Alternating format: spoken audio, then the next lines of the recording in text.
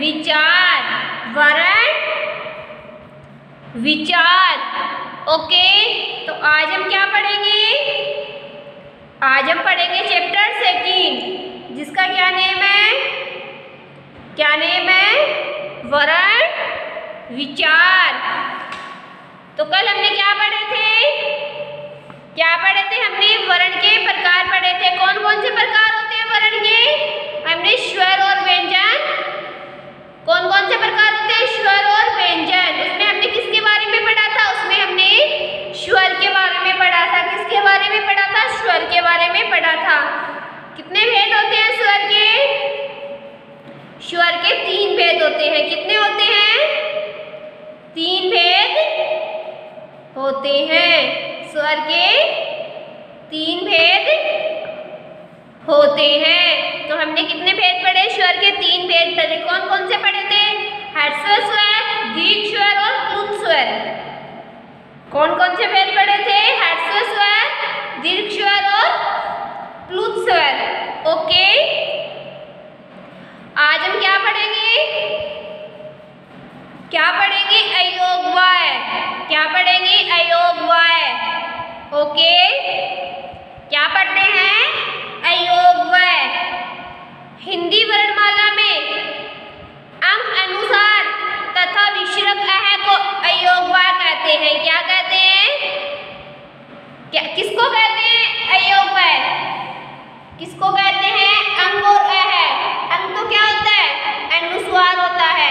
और अह क्या होता है? अह विसर्ग होता है। क्या होता है? विसर्ग होता है। क्या होता है? विसर्ग होता है। इनको क्या कहते हैं? इनको अयोगवाय कहते हैं। ये न तो स्वर होते और न ही व्यंजन। अयोगवाय क्या होता है? अयोगवाय वर्ण। अयोगवाय वर्ण न तो स्वर माने जाते हैं और न ही क्या माने जाते हैं? व्यंजन माने जाते हैं। इन्हें वर्णमाला में स्वर के बाद और व्यंजन से पहला रखा जाता है। कहाँ रखा जाता है? स्वर और व्यंजन के बीच में रखा जाता है। स्वर और व्यंजन के कहाँ रखा जाता है? बीच में रखा जाता है। इन्हें वर्णमाला में स्वर के बाद और व्यंजन से पहले रखा जाता है। व्यंजन से पहले रखा जाता है। इन्हें वर्णमाला में स्वर के बाद और व्यंजन के पहले रखा जाता है। इन दोनों के क्या रखा जाता है? इन दोनों के बीच में रखा जाता है। इन दोनों के बीच में रखा जाता है। ओके, हिंदी वर्णमाला में अंग अनुस्वार तथा अह विसर्ग को अयोगवाय कहते हैं। इन्हें ये स्वर है न व्यंजन। इन्हें वर्णमाला में स्वर के बाद और व्यंजन के पहले रखा जाता है। अनुस्वार अंग। अनुस्वार का उच्चारण नाक से होता है। अनुस्वार का उच्चारण नाक से होता है। कहाँ से होता है? अनुस्वार का उच्चारण नाक से होता है। जैसे कंगाल, मंगल, चंचल आदि। अनुस्वार का उच्चारण नाक से होता है। कहाँ से होता है? नाक से होता है। जैसे कंगन, मंगल, चंचल आदि। ओके, अब हम देखेंगे अनुनासिक। क्या देखते हैं? अनुनासिक। अनुनासिक। अनुनासिक का उच्चारण नाक और मुंह से किया जाता है। अनुनासिक का उच्चारण कहाँ से किया जाता है? नाक और मुंह से किया जाता है। इसका प्रयोग सिरोरेखा के ऊपर चंद्र बिंदु के रूप में किया जाता है। किसके रूप में किया जाता है? चंद्र बिंदु के रूप में किया जाता है। जैसे आंख, गांव, हंसी, पांव आदि। अनुनासिक का उच्चारण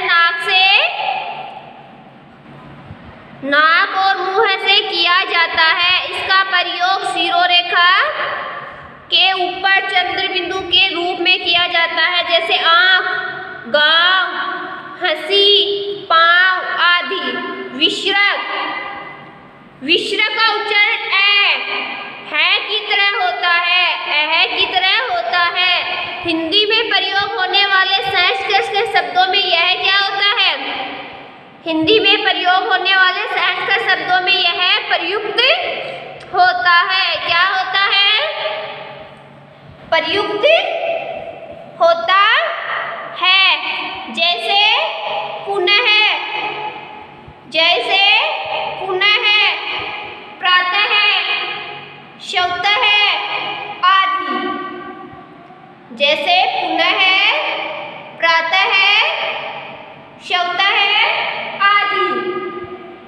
व्यंजन, ऐसे वर्ण जिनके उच्चारण में, अब हम क्या देखते हैं? वर्ण का दूसरा प्रकार, वर्ण का दूसरा प्रकार कौन सा होता है? व्यंजन। कौन सा होता है? व्यंजन। ऐसे वर्ण जिनके उच्चारण में, ऐसे वर्ण जिनके उच्चारण में स्वर वर्णों की सहायता की आवश्यकता पड़ती है। ऐसे वर्ण जिनके उच्चारण में स्वर वर्णों की सहायता की आवश्यकता पड़ती है क्या कहलाता है? व्यंजन कहलाते हैं। ऐसे वर्ण जिनके उच्चारण में, ऐसे वर्ण जिनके उच्चारण में स्वर वर्णों की सहायता की आवश्यकता पड़ती है व्यंजन कहलाते हैं। जब हम व्यंजन का उच्चारण करते हैं, जब हम व्यंजन का उच्चारण करते हैं तो किसकी आवश्यकता पड़ती है हमको? हमको स्वरों की आवश्यकता पड़ती है। किसकी पड़ती है? स्वर की आवश्यकता पड़ती है। ऐसे वर्ण जिनके उच्चारण में स्वर वर्णों की सहायता की आवश्यकता पड़ती है। तो जब हम व्यंजन को स्पीक करते हैं तो किसकी आवश्यकता पड़ती है? किसकी आवश्यकता पड़ती है? स्वर वर्णों की आवश्यकता पड़ती है। किसकी पड़ती है? स्वरों की आवश्यकता पड़ती है। ऐसे वर्ण जिनके उच्चारण में स्वर वर्णों की सहायता की आवश्यकता पड़ती है क्या कहलाते हैं? व्यंजन कहलाते हैं। क्या कहलाते हैं? व्यंजन कहलाते हैं। प्रत्येक व्यंजन, प्रत्येक व्यंजन वर्ण में ए की ध्वनि छिपी रहती है। किसकी ध्वनि छिपी रहती है? ए की ध्वनि छिपी रहती है। प्रत्येक व्यंजन वर्ण में ए की ध्वनि छिपी रहती है। ऐसे वर्ण जिनके उच्चारण में स्वर वर्णों की सहायता की आवश्यकता पड़ती है व्यंजन कहलाते हैं। प्रत्येक व्यंजन, प्रत्येक व्यंजन वर्ण में ए की ध्वनि छिपी रहती है। हिंदी भाषा में कुल 33 व्यंजन है। हिंदी भाषा में कुल कितने व्यंजन हैं? हिंदी भाषा में कुल 33 व्यंजन है। कुल कितने व्यंजन हैं? 33 व्यंजन है। प्रत्येक व्यंजन वर्ण में ए की ध्वनि छिपी होती है। प्रत्येक व्यंजन में क्या छिपी होती है? ए की ध्वनि छिपी होती है। हिंदी भाषा में कुल कितने व्यंजन हैं? 33 व्यंजन है। जैसे क, क में क्या छिपी हुई है? ए की ध्वनि। तो जब हम इसका उच्चारण करते हैं, जब हम इसको स्पीक करते हैं, जब हम इसको बोलते हैं तो किसकी ध्वनि आती है? ए की ध्वनि आती है। जैसे क, ख, ग, घ, अड़, च, छ, ज, झ, झ, ञ, त, थ, ड, ढ, न, त, थ, द, ध, न, प, फ, ब, भ, म, य, र, ल, व, स, श, ह, अक्षय, त्र, ग, स्र। तो ये क्या है? व्यंजन। क्या है? व्यंजन। और जो ये लास्ट में स्पीक किए अक्षय, त्र, ग, स्र, ये क्या होते हैं? ये संयुक्त व्यंजन होते हैं। क्या होते हैं? संयुक्त व्यंजन माने जाते हैं। क्या माने जाते हैं? संयुक्त व्यंजन माने जाते हैं। और हिंदी में कितने व्यंजन माने जाते हैं? हिंदी में 33 व्यंजन माने जाते हैं। जो अक्षरत्रय गैरश्रय होता है इसको संयुक्त व्यंजन माना जाता है। क्या माना जाता है? संयुक्त व्यंजन माना जाता है। जब हम व्यंजन का उच्चारण करते हैं तो किसकी ध्वनि आती है? किसकी ध्वनि आती है? ए की ध्वनि आती है। किसकी आती है? ए की ध्वनि आती है। जब हम इनको स्पीक करेंगे तो किसकी ध्वनि आएगी? किसकी ध्वनि आएगी? ए की ध्वनि आएगी। किसकी आएगी? ए की ध्वनि आएगी। ओके, तो आपको क्या करना है? इनको अच्छे से स्पीक करना है। क्या करना है? अच्छे से स्पीक करना है। और आपको ये पता होना चाहिए कि व्यंजन, जब हम व्यंजन का उच्चारण करते हैं तो किसकी सहायता लेनी पड़ती है? स्वरों की सहायता लेनी पड़ती है। किसकी सहायता लेनी पड़ती है? स्वर की। किसकी? स्वर वर्ण की सहायता लेनी पड़ती है। ओके, अब हम देखते हैं व्यंजन के भेद। क्या देखते हैं? व्यंजन के भेद। कितने भेद होते हैं व्यंजन के? व्यंजन के 3 भेद होते हैं।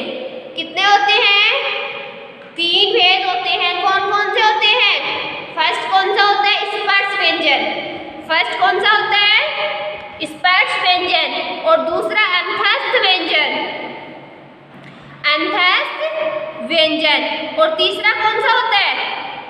ऊष्म व्यंजन। कौन सा होता है? ऊष्म व्यंजन। फर्स्ट कौन सा है? स्पर्श व्यंजन। ऐसे व्यंजन जिनका उच्चारण करते समय, ऐसे व्यंजन जिनका उच्चारण करते समय जीवा, कंठ, तालु, मूर्धरा, दंत या ओष्ठ को स्पर्श करती है। ऐसे व्यंजन जिनका उच्चारण करते समय, ऐसे व्यंजन जिनका उच्चारण करते समय जीवा, कंठ, तालु, मूर्धा, दंत, ओष्ठ को स्पर्श करती है, उन्हें क्या कहते हैं? स्पर्श व्यंजन कहते हैं। कैच से मैं तक के व्यंजन इसी श्रेणी के व्यंजन हैं। कैच से मैं तक के व्यंजन क्या है? स्पर्श व्यंजन है। नेक्स्ट कौन सा है? अंतस्थ व्यंजन। ऐसे व्यंजन जिनका उच्चारण करते समय वायु, कंठ, जीवा और तालु को स्पर्श करती है। ऐसे व्यंजन जिनका उच्चारण करते समय वायु, कंठ, जीवा और तालु को स्पर्श करती है, उन्हें क्या कहते हैं? अंतस्थ व्यंजन कहते हैं। अंतस्थ व्यंजन 4 है। य, र, ल, व। य, र, ल, व। ऐसे व्यंजन जिनका उच्चारण